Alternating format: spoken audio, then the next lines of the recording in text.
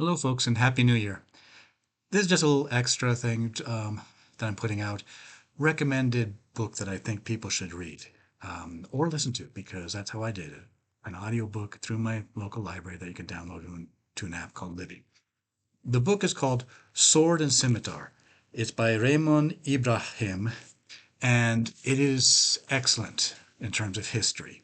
And considering that we are just a few weeks, from, after the what's become an annual tradition of an Islamic based terrorist attack on Christmas, I think that people really should understand the mind of the jihadist and what you face when you try to debate things. I think everyone needs to be informed. When you vote for someone, when you advocate policies and stuff like that, you need to know what you're dealing with. And so this book is good on two fronts, two things it's good for.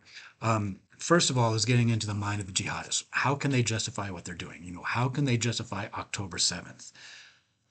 And the first two chapters of this is excellent because if you read nothing more than just the first two chapters, please do, because the first two chapters deal, the introduction and the first chapter deal with things in Muhammad's time, the Prophet Muhammad, what he said, and what he condoned. And this is the problem that you run across with these, radical Islamists, is that if Muhammad did it or said it or condoned it, then as far as they're concerned, they can do it too. Classic problem: the child brides of Yemen. Yes, if you go to these people, these perverts in Yemen, and saying you shouldn't be doing stuff with a 9-year-old, they'll say, but the Prophet Muhammad and Aisha. And yes, Muhammad did have physical relationships with Aisha when she was 9 years old. There is more to the story, okay? Aisha was a political marriage. She actually married Muhammad when she was 6 years old. The custom of the time was that a political marriage, you could marry your bride when she was extremely young, but there was no consummation of the marriage until she started to have menstruation. She started having her period, and evidently, at age 9, she did. And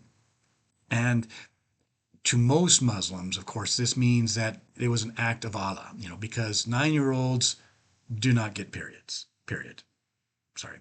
Um, it just doesn't happen. So, as far as they're concerned, either Muhammad lied about her having her period, at which point, if you thought Muhammad was a liar, you wouldn't be a Muslim, or, Allah Himself gave Aisha the period to so they would consummate the relationships and strengthen the relationships between the two parties and help prevent something that never happened because of it. Okay, and so the vast bulk of Muslims basically have the opinion that unless your name is Muhammad, unless you talk to the Archangel Gabriel, and unless she's had her period, then keep it in your fucking pants, you pervert.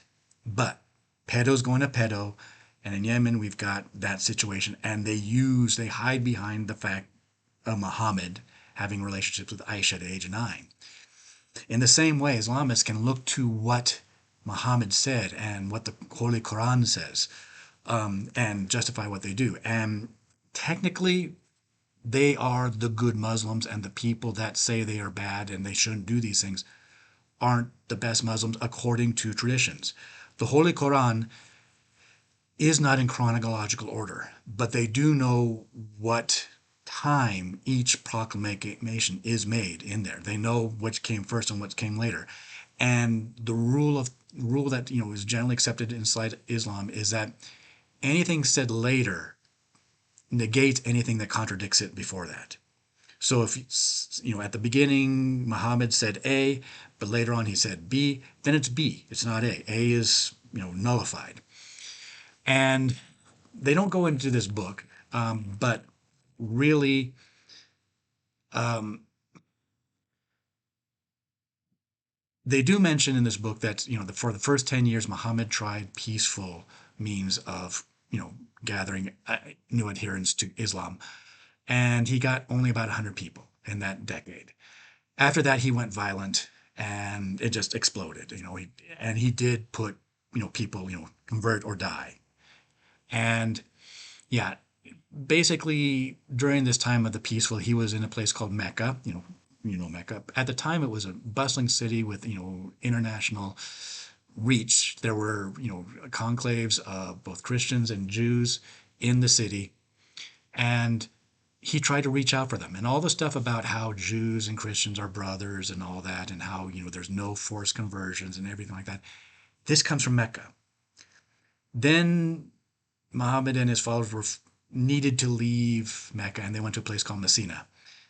That's where all the stuff about like the prayers that they have to make several times a day, basically saying Allah hates Jews and Christians. And if you go through this, then you realize, okay, that the stuff that he did during his wartime stuff, this is what's justified in the eyes of the radicals, and they can argue that they are correct, and that everyone's saying that Jews and Christians are brothers are incorrect.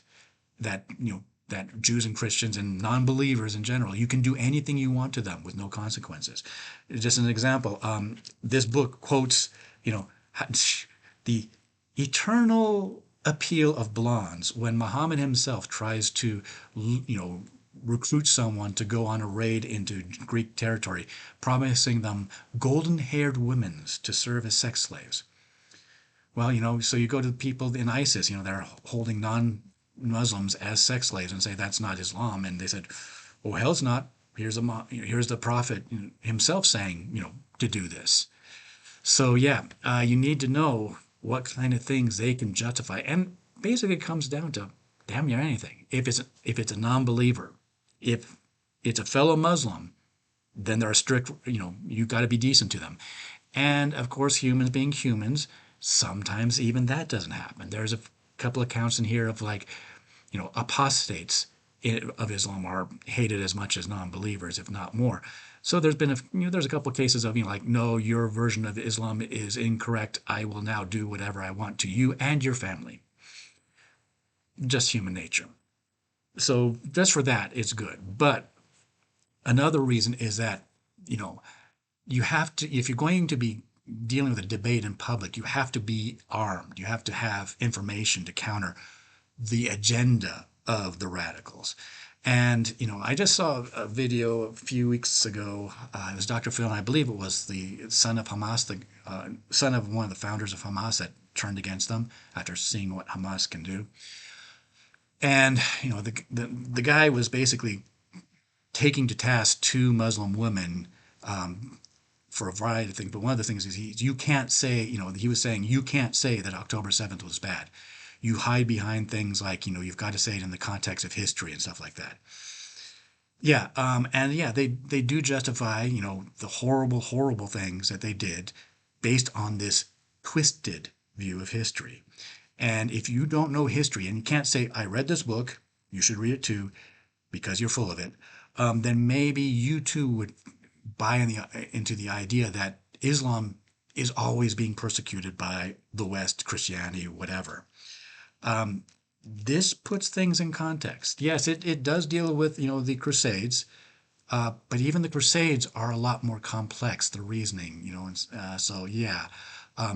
But really, if you're talking about, well, who really was the aggressor? Well, in 636, you've got the Battle of Yamarak. Is that? I'm having a brain fart. Um, yeah, the Yarmouk in 636. And then, of course, then there was the invasion of Spain. Most people don't know that Spain was actually invaded by Muslim troops and largely taken over. Of course, in the Islamic world, this is not conquest. They in Arabic they use a term when Muslim forces overtake a Christian nation like Egypt was, like Syria was. They use a word that's very similar to like opening up. Like settlers would go out, find a place that's still wooded, and turn it into a farm. You know that's they use a word very similar to that when Islam takes over another nation's of a different religion. Conquest is only used when they are invaded. Like when Spain was free from Islamic domination in the 15th century. So you have to know these types of things because they'll come at you, well, the West has always been, and this is just a reaction to the West's aggression. Be aware that if you read this, it's a hell of a lot more nuanced, and more often than not, it's Islam that is the aggressor. You're talking about Yarmouk in 636, Spain. Later on, they go through the Battle of Poland, the Polish and all that. Again, Constantinople doesn't exist anymore. It's now Istanbul. And yeah, again, the Islamists will never admit that this was, that they are the aggressors. You have to be able to quote that and just, again, you probably won't remember things, but just say, I read the book Sword and Scimitar, because you actually will read it, and I'm not falling for that. Islam is just as bad as Christianity or the West, if not worse. So yeah, this book I picked up from the local library. There's also an audio version that I actually listened to before this.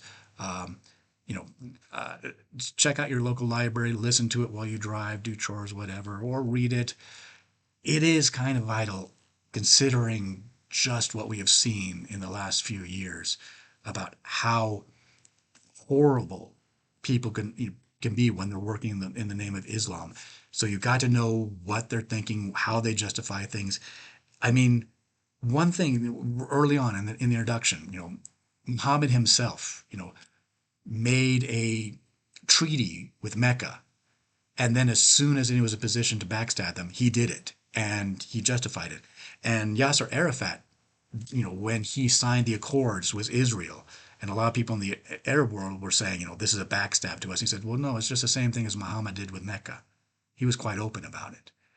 Um, you kind of need to know these things if you're going to be part of the public debate, if you're going to be voting for people, if you're going to be promoting policies.